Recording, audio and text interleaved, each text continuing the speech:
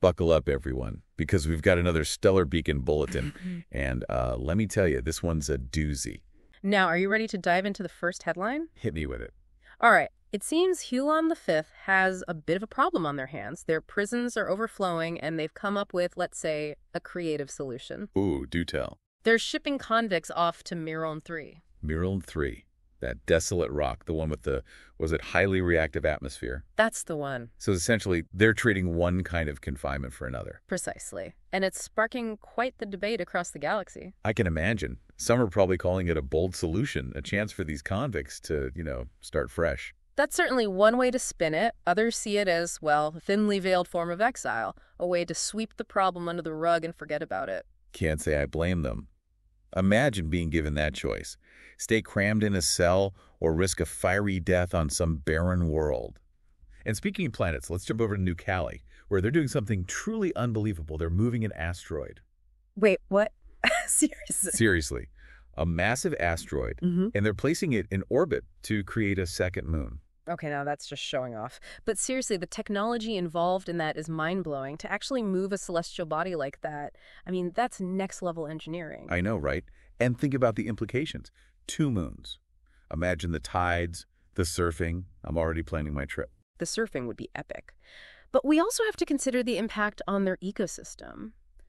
How will marine life adapt? What about coastal communities? I hope they've thought this through. Oh, definitely think something to consider, especially with such a drastic change. But hey, for now, let's just enjoy the spectacle of it all, right? I mean, a second moon, it's like something out of a science fiction novel. Yeah, and it speaks to our capacity for innovation and our desire to shape our world, literally. All right, so where are we going next? Well, next up is a planet called Roubaix. And this one is a real head-scratcher because they've got a pretty unique take on longevity. I mean, you know how in most of the reconnected worlds, age extension tech is pretty much standard? Well, in Roubaix, it's completely taboo, like totally rejected. Whoa, really? That's so interesting. I mean, imagine living your whole life believing that mortality is just, the natural order of things, and then suddenly, bam, you find out that there are entire civilizations out there who've basically conquered aging. It's a total paradigm shift. And you know what's happening now? People are leaving Roubaix in droves. They're basically saying, see you later to their old lives and heading out to worlds where they can, live a lot longer. Wow, I can't even imagine making that kind of decision. It's like, do you cling to the traditions of your world, even if it means missing out on a longer life? Or do you risk everything for a chance at something completely new and unknown? I mean, that's a heavy choice. It really makes you think, huh? And it just shows you the galaxy is full of such diverse cultures and beliefs, Yeah. It's like what's normal in one place can be totally unthinkable somewhere else. It's definitely going to be interesting to see how all these different cultures interact as we reconnect, that's for sure. It's a whole new era of interstellar relations, and who knows what the future holds. All right, I've got another one for you. It seems Learhue is taking a stand against, of all things, space junk.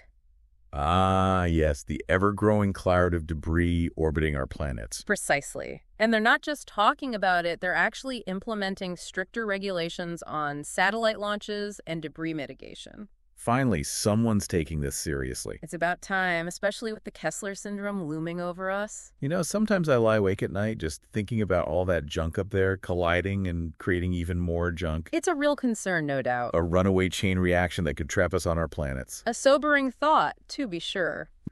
Which brings us to our next stop, a planet called Kursk. This one is a real mystery, folks. Kursk. Oh, yeah, that one's weird, right? Like a ghost planet or something? Yeah, it's completely deserted, but the thing is, it's not like some abandoned ruin. I mean, they've got a fully functional subway system. I mean, it's incredible. Stations, tunnels, everything, all perfectly maintained. Yeah, and those robot workers they found still running things. It's like, where did everyone go? I know, right? What happened to the people who built all this? I mean, did they evacuate? Did they evolve into some higher beings? Or did something, more sinister happen?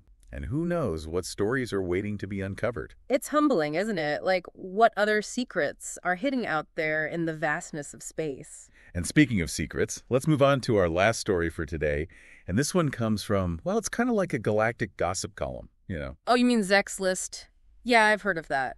Kind of a mixed bag, right? Some interesting stuff, some totally bonkers conspiracy theories. Yeah, Zek's List. Well, someone posted a message there that's, well, it's kind of cryptic. and kind of scary, honestly. Okay, I'm intrigued. What's the message? All right, so it's directed at someone called the Shahia of Hijaska.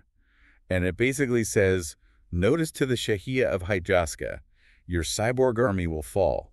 Your Black Nebula mercenaries will betray you. Chilling, right? Whoa, yeah, a little bit ominous. It sounds like something straight out of a space opera. Yeah. I guess we'll have to wait for the next bulletin to see how this all plays out. Wow, that's a lot to take in, you know.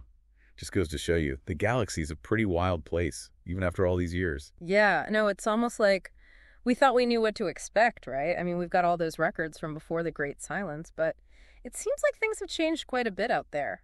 So what does it all mean for us? I mean, here we are living our comfortable lives here at home, and suddenly the galaxy's just, bursting open with all these new possibilities. Yeah, it's a lot to process, that's for sure. I think it's a reminder that we're not alone, There are other civilizations out there facing their own challenges, making their own choices, and those choices can have a ripple effect across the galaxy. It's interconnected, right? Like what happens on one world can ultimately impact us all. Exactly. And I think it's also a call to action, I mean, we can't just sit back and watch as the galaxy unfolds around us.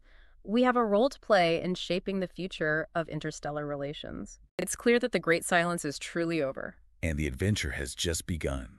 So keep those scanners tuned, folks, because who knows what wonders and challenges await us in the next Stellar Beacon Bulletin. Until then, keep exploring.